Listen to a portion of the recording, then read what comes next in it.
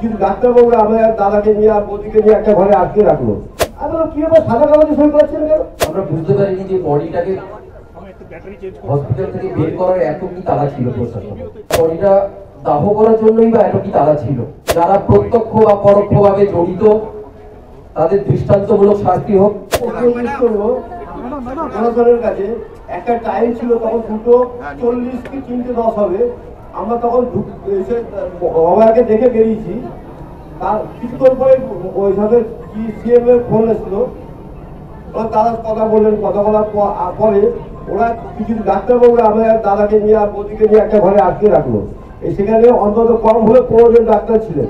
তারা একটা সাদা কাগজ দিয়ে বলছে আপনি এর মধ্যে সই করে দিন, আমার যা যা দরকার আমরা এর মধ্যে লিখে দেবো, আপনি এখন টেনশনে আছেন। আমি বললাম কি ব্যাপার, সাদা কাগজে সই করাচ্ছেন কেন? যদি ওরা হয় তাহলে আমাদের বাড়ি থেকে 18 জন লোক ছিল, তা আমাদের তো রাখতে পারতো, তা তাকে নিত। এই প্রশ্নটাই আমি রাখলাম। তখন আমি সাদা কাগজটা নিয়ে ছিঁড়ে ফেলি। বাকিটা এখন বাঁচতে পারি। আপনারা সবই শুনলেন এখানে। আমরা বুঝতে পারিনি যে বডিটাকে হসপিটাল থেকে বের করার এত কি তাড়া ছিল প্রশাসন। আমরা বডিটা বের করার সময় তো অনেকবার বারণ করেছিলাম প্রশাসনকে যে আমাদের সময় দিন, কিন্তু জানি না আমাদের বডিটা বের করার জন্য যে এত কি তাড়া ছিল, বা বডিটা দাহ করার জন্যই বা এত কি তাড়া ছিল। আমরা তো চেয়েছিলাম বডিটা থাক, কিন্তু সেই সুযোগ আমাদের প্রশাসন দেয়নি।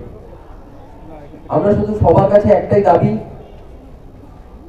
যে নারকীয় কাণ্ডে যারা প্রত্যক্ষ বা পরোক্ষভাবে জড়িত তাদের দৃষ্টান্তমূলক শাস্তি হোক, এবং যারা এই ব্যাপারটাকে সম্পূর্ণভাবে ধামাচাপা দেওয়ার চেষ্টা করেছে তাদেরও সমানভাবে দৃষ্টান্তমূলক শাস্তি হোক, যাতে আমার আর হাজার হাজার কোটি কোটি বোনদের আর এই অসুবিধা জীবনে ফেস না করতে হয়।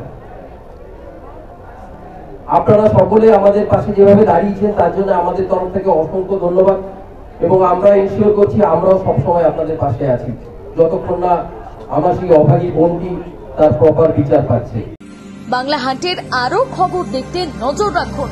বাংলা খবর মানেই বাংলা হান্ট।